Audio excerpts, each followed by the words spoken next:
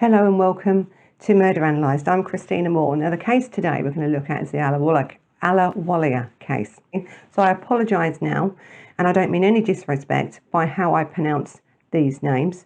It's this London accent that often gets in the way of things like that. But, so I apologise for that from the outset. So anyway, let's now talk about this Ahluwalia case. And this is a case from 1989, and it's another United Kingdom case, UK case of murder. So I think with this case, I'm going to have to say at the outset, really, this case is controversial. Even when I trained in law, this case was there. And if you study criminal law, this is a case that you would, which brings out debates. Actually, I have done debates on this and legal mooting on this case alone. So, and as you're training to be a lawyer, this is a case that you would want to know. And you will, as we go through this case, you will see this case and you will make up your own decision, because I'm not going to give my opinion on this case. I'm going to tell you the facts of this case and what happened with the case, and I'm going to leave it up to you. And without a doubt, you will make up your own opinion, as many people have, one way or the other on this case. That's really, I think why I've done this case, because I think it is a talking point. It is going to create discussion for you. It is going to make you think, maybe, maybe not. So anyway, let's get on with the case. So anyway, Ahluwalia, she was born in India from a middle class family. She was the youngest, I think, of 9 children. Her mum and dad died when she was 16. And so her family brought her up, and she says herself that her childhood was idyllic. She was also trained in, well educated, so she had an arts degree, and also that she was also studying the law. So it must be a woman thing lately. So anyway, so she was studying law. So early stages, I think, but she was studying law. So she was an intelligent woman, all right? She'd already had a degree. She was an intelligent woman. She was the sort of person, I think, from even young, that didn't want your stereotypical life of just getting married and having children. She wanted more, and there's nothing wrong with that, because don't we all? So, but the culture she came from, I think, influenced her, and she was influenced by her brother and stuff to get married. So her older brother, moved to Canada, and in her 20s, she went then to Canada to stay with him and his wife. They then influenced her and encouraged her to get married. You're 23, you should be married, this, that and the other.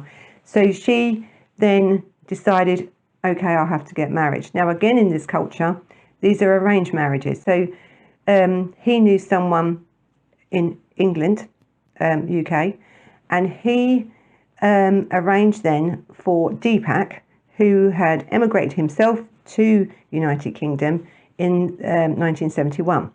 So, but then he then arranged for Deepak Ahluwalia to fly out to Canada and meet her, and then they literally, I think, met once, and then they were married. So she really didn't know this man at all. He seemed on this first meeting, as they all would, I suppose, we met someone the first time, he was a friendly, nice man, very good looking. So she thought, well, if I have to get married, because this is what this family expects of me to do, then he's probably the best choice, And, but what she states after that is, once they were married, even from that first day of marriage, the abuse started. So then they've left Canada, and now they've come back to England. So she's here, she's isolated with him, she's now married to him. This relationship now is very abusive. There's lots going on in this marriage. He doesn't want her to be westernized. He wants them to probably keep control, because that's really what it's all about. And, that is his wife and his possession and his belonging, and that's what she's going to do. She also says that because of the abuse that she was suffering at the time, that she didn't want to have children by this man. But she then alleges that he was raping her. So let's now just talk about, this is 1989, and the laws in England didn't change until 1991 on where a man, it was a crime for a husband to rape his own wife. So she couldn't have gone to the police, really, about the rape and this, because really he couldn't have been charged with anything, because under the law at that time, in 1989, he was entitled to rape his wife under the law. Because I think we need to look at, I suppose, the marriage, really, because when you marry someone under English law at that time, you say love, honour and obey as part of your vows, don't you? So what is a marriage? A marriage is a contract, really, or a form of contract.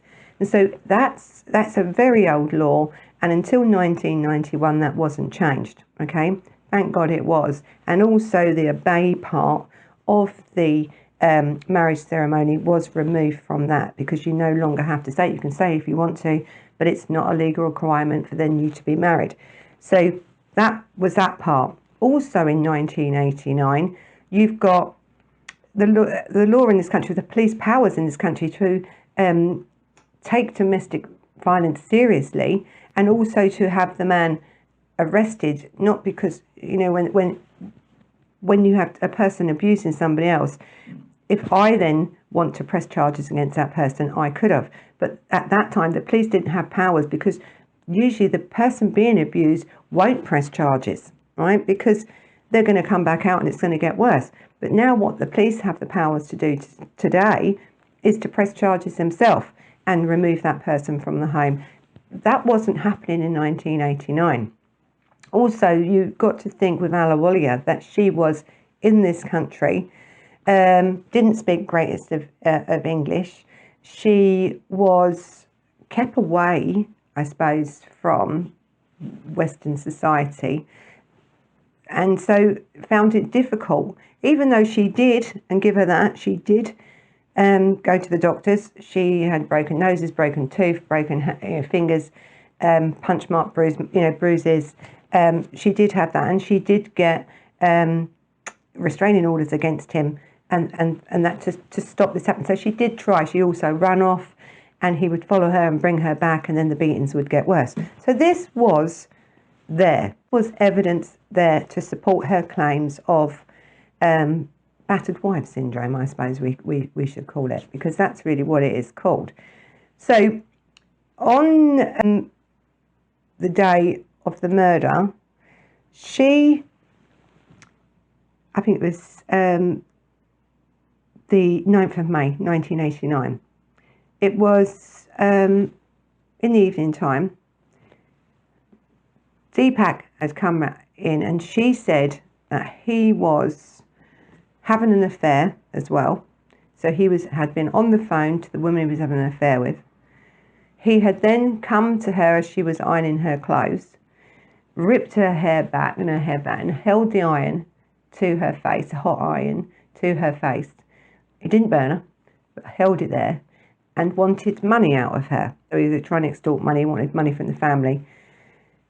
So this is what she's alleged happened on this occasion, leading up to this, let alone all the other things that she had alleged happened, and what that was evidenced that some had happened as well. But on this day, that's what she said he did, right? Ripped her hair back, held the hot iron to her face, told her in a burner, also told that he was going to leave her, and that if he didn't get that money by the morning, that when he got back that evening, he was going to beat her again. So you've got this woman now, right? And this is where the facts of the case, this is the true facts of the case, and where you're going to have to make up your mind. So I've sort of tried to explain to you about her background and that, but now it's about what she did to him. So he goes to bed, so she's cooked him dinner and everything else, and he's gone to bed, right, on this 9th of May. And again, she said he's going to threaten her to beat her up the next day. So what she does, she tidies up and she goes to bed, but then she gets back up from bed, gets back up in the middle of the night, about 2 a.m. in the morning. And what she does, and what she had done 2 days prior, or a few days prior to that murder, is go and collect petrol. She's got a can of petrol, which she's put down in the, the garage part of her home, or a siding part to the home, and she's hidden this petrol. She's also brought caustic soda. Again, hid this. This is a few days now leading up. So even though this may have been the last incident she says about, she's already brought petrol and she's already brought caustic soda. So she then goes downstairs at 2 a.m. in the morning and starts to mix, puts the petrol in a bucket to make it easier to pour. And she also wears oven gloves. So then she goes into the bathroom and she runs a bath and she adds caustic soda to that bath and leaves it. Now in the bathroom there is also a saucepan that you can tell where caustic soda had been mixed up. Okay, so that was all left there. So let's call that evidence for now. So then what she does is she takes the candle, she lights the candle, she's carrying up the stairs now the bucket of petrol and the lit candle in oven gloves, right? Because she doesn't want to get burnt herself. So then she decides to pour petrol over the legs and the feet of Deepak, her husband, while he's asleep, and then throws the candle onto the bed. Now the man is alight. He's on fire. What does he do? What would you do if you was on fire and you could still walk? You'd head for the bathroom to try and stop the fire. So he sees the bath full of water. Thank God, the bath's full of water. He jumps in the bath of water and there's caustic soda in the water. Plus, he says, because he lived for 6 days after this, by the way, that when he was in that bath, she was throwing caustic soda at him. Now, caustic soda will burn the skin, especially if it's a light, nearly to the bone, right? So this crime is an awful crime. So Deepak then, because trying to get away from this woman, he then gets out the bath and runs out into the street, screaming, "I'm going to kill you, help, help, help," right? Now, people then have took that as he was going to kill it, but this man is on fire, right? This man is in terrible pain, not just from the petrol that's now burning his skin away, but also from the caustic soda added to that burn, and you know, it would have been intense. So he is then, the neighbours have come out and helped him, and they have then gone to try, because now this house is on fire, gone to see where Ahluwalia is, and she's holding her son in the living room, and she wouldn't come out, and she told him, "I'm waiting for my husband to come back." So there's clearly some issues there going on with her mental state at that time. So they finally get her out of the house, and she is then arrested and indicted for murder because he only lived 6 days. He was in terrible pain, and then he got sepsis and he died from them injuries. Okay, so that's what happened to him. But he did say a few things. He couldn't give evidence. He couldn't give false statements because the man was in intense pain. But he did say he didn't have a girlfriend and that he intended to leave that marriage. Right? He was intending to leave the marriage. And there is letters that was also classed as evidence, as where he had left her for 3 days and she had wrote to him and said, "Please come back." You know, but also in this letter where she's begging him to come back, there's also, "But I won't dye my hair anymore. I won't go to the neighbours anymore. I won't ask for help anymore." So there's, it's conflicting really, because you've got an evidence that proves he'd left her, right? But then you've got a letter that says she wanted him back. But when we look at battered woman syndrome, okay, and that's what it is, and when you look at the effects on the mind of being abused for 10 years or more, you know, she was relying on this man, even though this marriage was abusive and terrible, she was relying on this man. So when he was going to leave her, she reacted like anyone else would when you're going to be left, you know, and this reliance on this, it does affect people. So it's not a straight out case, this one, I think, of just she was lying or she'd done this. You know, it's a point where you've got to look at how domestic violence, how abuse, how the humiliation and the beating over all these years affected her mentally. So now let's go on to the trial, because she has been indicted for murder, and she went to trial, and her legal team put up the defence of provocation. All right. So provocation is it's you were provoked to do that. You know, it's usually an instantaneous loss. Okay, you've lost control, and so you've and I think the Kaplan case is probably one of the most known cases for this, because it was about a boy that was cooking and he was continually being raped, and this man was then coming to rape him again and come up behind him, and he picked up the saucepan and he hit him over the head, and he died, right? So that's an instantaneous loss. It's where you're in the fear of that happening again now, right? So that's provocation. And then you have these characteristics that go with that. So the characteristics under Kaplan, the boy that was being raped and then killed the man because he was just literally coming up behind him to do it again, was that would a reasonable person in the same situation do the same thing? And so I think with her legal team, they relied on that.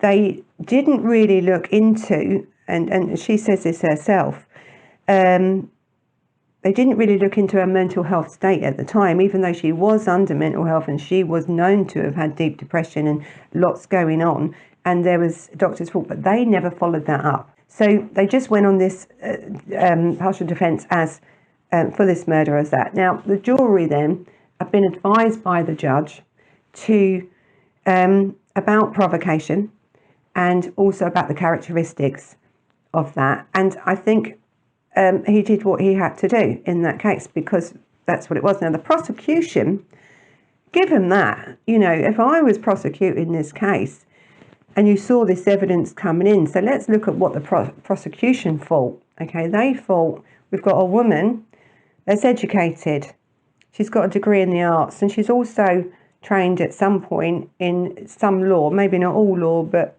some law. So she had some understanding of the law. She had lived in England for 10 years, and she worked full time. So she had, she was in an environment where she could understand and could do things and could have done something else. And she had tried, so give her that. But with the prosecution, not only that, it's when you have then, it looked like premeditated, because she had got the petrol and the caustic soda a couple of days before. So that's what their case was. And also is when you are looking at where you've been provoked, so you've got provocation, it's got to be instantaneous, right? So the instantaneous loss of control has got to be then. This man went to bed. She went to bed. Then she got up and decided to mix up petrol and use a caustic soda and whatever else she did to this man. But the time span, they said, to be classed as a defence of provocation, she had a cooling off time. The time between him being the last incident and her being murdered was too much time. She could have cooled down. Now, under provocation, that's why that defence didn't work. The jury then came back with a guilty verdict of murder. He was sentenced to murder, and I think that was in the November. So she went to prison in November. So she was 36 at the time when she went to prison. So now what she does when she's in prison is she learns better English. She writes a book about her case, about her life, and also then there is a a film made later on about this. It's called Provoked. And so she's sitting in prison, she's done this, and then she starts to think she wasn't happy with how the court had treated her. She didn't think that they had took the cultural side of her marriage into consideration. So when we look at Kaplan and stuff, could they relate to her as that? Because it wasn't really explained, and that was down really to her legal team. But also in this court, at her trial, she didn't give evidence in defence of herself. She didn't want to. So now there's usually a few reasons why you wouldn't give evidence, in your own trial, to protect yourself, to prove what you were doing. One is because sometimes as the defence team wouldn't want you to incriminate yourself, so they wouldn't put you on there.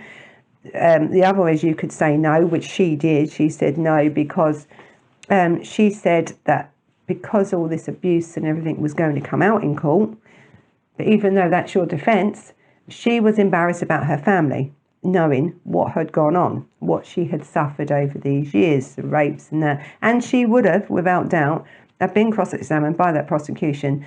And if you're not speaking great English and you're not confident and you've been abused all these years by a man, the prosecutor can rip you to pieces. Okay, so I can understand from her point of view, but I think, you're fighting now for your liberty. Your whole case is about what this man did to you. The only person that can explain to a jury and make that jury understand what's happened to you is you. No matter what language you do it in. They want to see emotion. They want to see what this man has done to you. She didn't give them that opportunity. So really, from the prosecution's point of view, it was a good case, really. It was a clear-cut case. So anyway, she'd gone to prison and everything, and she decided to appeal in 1991, all right, because of these reasons she didn't feel. And then it was a group, I think the Southall Black Community Group, that actually assisted her with her appeal.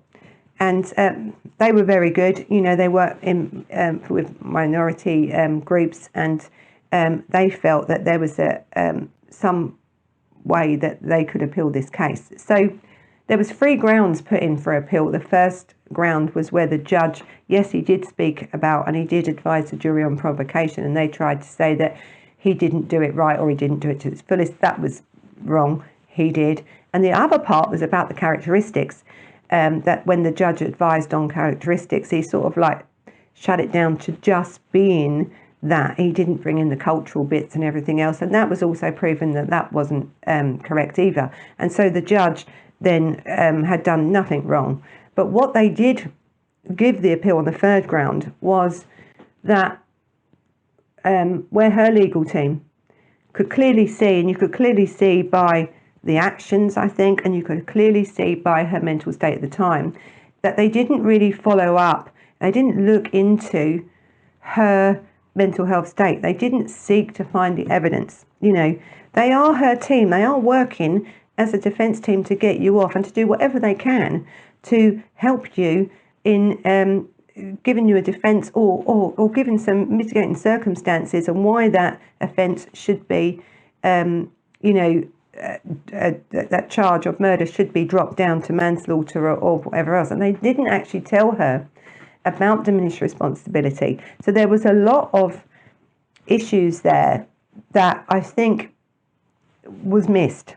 So the appeal then went through, and I think the appeal, the appeal was then granted on that, and then with the evidence. Now this is the thing with this case, because it was a historic decision, right? So under provocation, this instant loss of control, and you're being attacked and you attack back, and they died. That's instant loss. So what provocation? They couldn't have got it on provocation, so they should have gone to ministry responsibility, which then would give her the mental responsibility wasn't there, and that then opened up the door to a new precedent of law in common law, which was the slow burn.